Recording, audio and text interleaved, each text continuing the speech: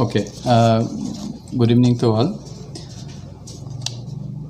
कल 18 तारीख जुलाई 2021 एक APSSB जो Arunachal Pradesh state staff selection board है उनकी तरफ से एक एग्ज़ाम कंडक्ट हो रहा था which was being done on 17th and 18th, दोनों दिन एग्ज़ाम था।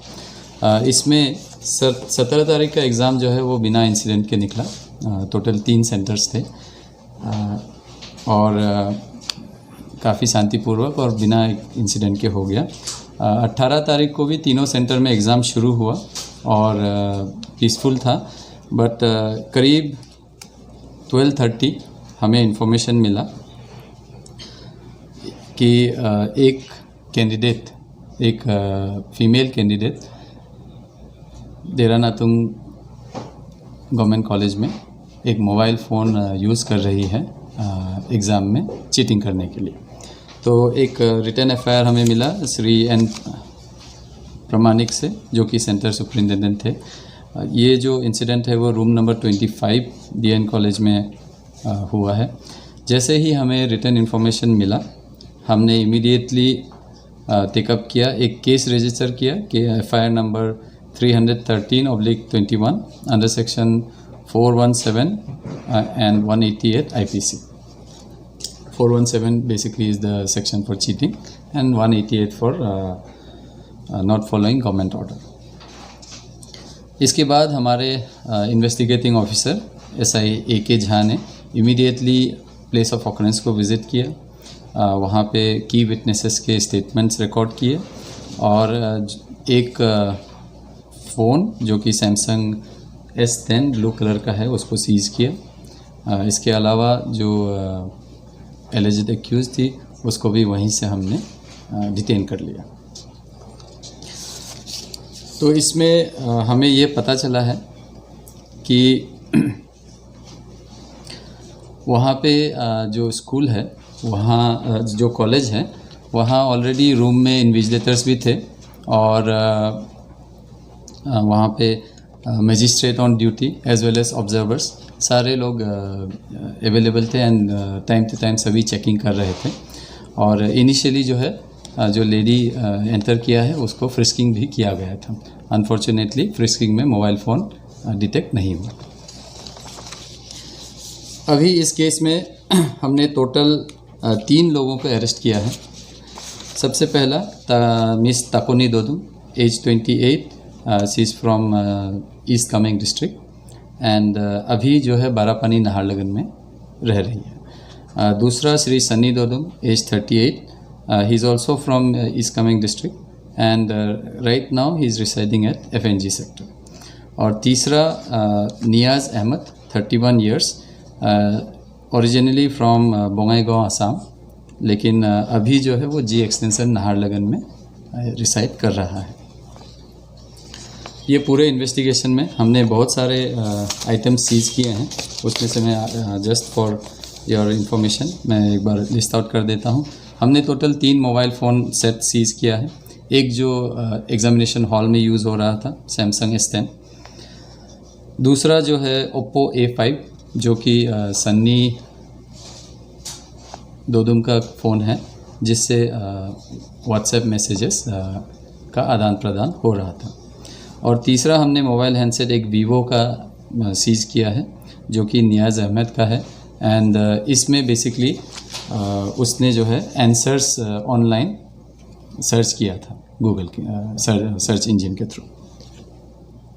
इसके अलावा हमने एक रफ़ नोट जिसमें आंसर्स लिखा गया था, ऑलरेडी आंसर्स लिख करके जिसको फ़ोटो क्लिक करके वापस भेजा जा रहा था, वो नोटबुक भी हमने सीज कर लिया है।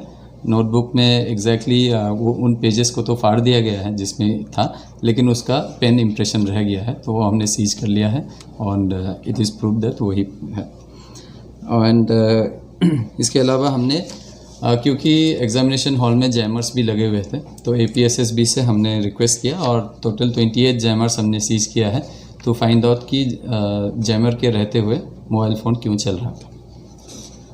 देन हमने जो कैमरा फुटेज है उस रूम का उसको भी हमने सीज किया है ताकि एसरटेन किया जाए कि ये पूरा वाक़या जो है कैसे हुआ है।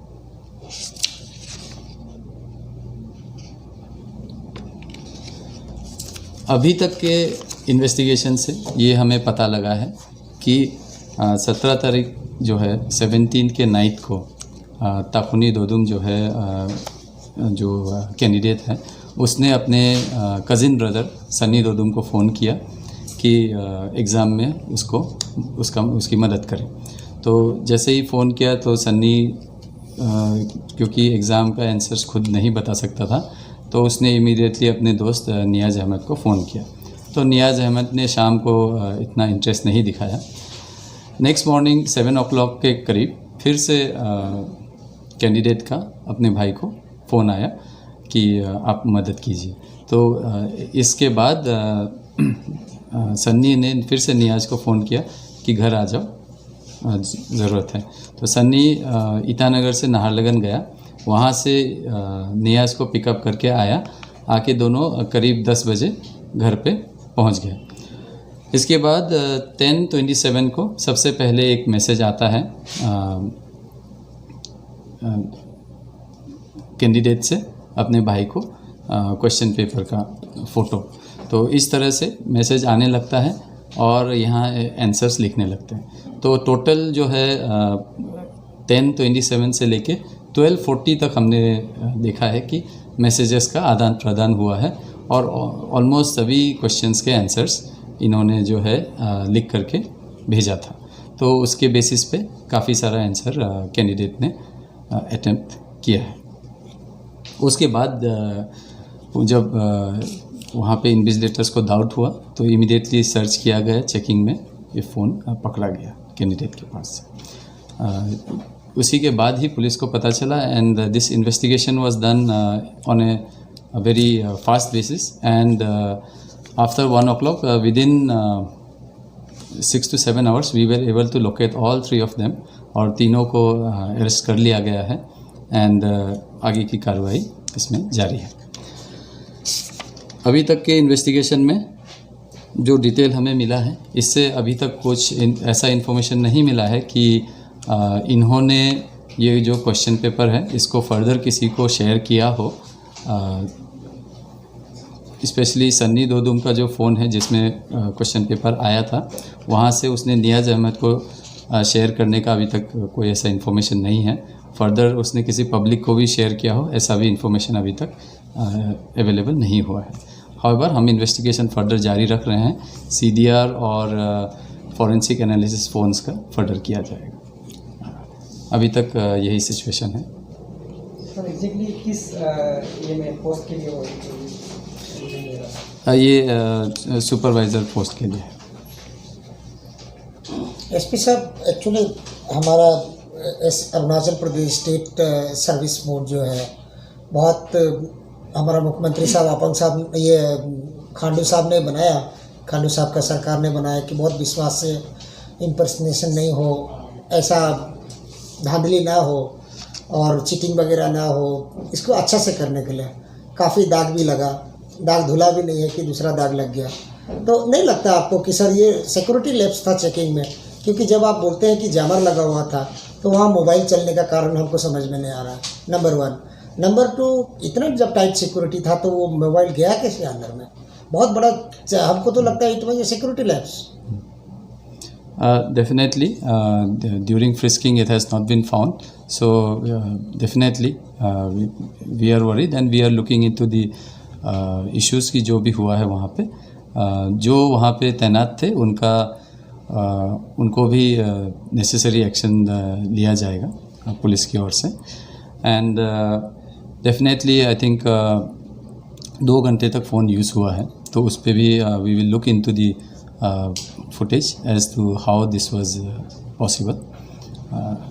और फाइनली जो करंट इंसिडेंट है इससे what we have seen is कि 1 person's you can say attempt to cheat the system, actually इससे बहुत लोगों को जेफर्डाइज भी होता है, क्योंकि अगर क्वेश्चन पेपर फर्दर पब्लिक में लीक होता तो whole exam process also could have been restarted, इसको फिर से करना पड़ता। तो इसमें काफ़ी रिसोर्स और मैन पावर का भी यूसेज होता है, गवर्नमेंट मशीनरी का भी काफ़ी एक्सपेंसेस होता है। तो इस तरह से हो सकता है कि सिंगल पर्सन के लिए बहुत छोटा सा इंसिडेंट लगे, पर फॉर द सिस्टम ये बहुत ही सीरियस इंसिडेंट हो जाता है। एंड इसीलिए पुलिस ने पूरे सीरियसनेस से सारा कार्रवाई किया है। एंड इमीडिएटली हमने इसलिए अरेस्ट भी किया ताकि it should become very clear to everyone that such attempts will not be taken in the light way. तो और सबसे मैं ये भी अपील करूँगा to all the future candidates that such attempts to subvert the process of the examination should not be done, because it is not just harming him or her, his or her chance, but it may also harm the chances of all the genuine candidates. So from everyone I'd like to request all the future candidates, please follow the rules that are given. आप बहुत अच्छा बोला sir, system में effect नहीं होने के लिए ऐसा करना चाहिए था। तो कहीं लगता नहीं कि सिस्टम में भी कहीं मेल मिलाप तो नहीं है पहले जैसा हुआ? एज ऑफ नाउ ऐसा कोई इंफॉर्मेशन निकल के नहीं आया है, just like I said, and we are definitely conducting the investigation further. अगर कुछ निकल के आएगा तो further action will be taken. However अभी तक जो प्रमा फसाई समझ में आया है, this is a case of the two family members, cousin, brother and sister. They have planned and they have just taken the help of a third person. So like sir, basically this has come up based on a complaint, right sir? Yes. So like if we can know that the complainer. Yeah, I have already told you the name. Yeah. The complainant is N. Pramanik. He was also. He was Central Superintendent of Center Code B1, Dera Natung College, Itanagar. Sir पूरा capital complex में कितना centre था आपके यहाँ? Total 3 centres थे। Any kind of other such kind of complaint? That No other such complaints came in, and there were total of 581 candidates. तो 580 candidates का कोई प्रॉब्लम नहीं हुआ। They were also frisked and properly they entered. Only there was problem with one candidate. So basically there will be no any problem with the entire post thing apart from the arrest of the candidate. As of now, I cannot comment on that, but because I think APSSB will Okay, so sir, will like, be able to you are see. saying that like the entire center, the total candidates appeared is more than 500. In this center, in Dera Natung College only, 581 candidates totally appeared. There were more than 700 candidates. There is absenteeism also, so that's why 581 were present in Dera Natung College. Okay, sir.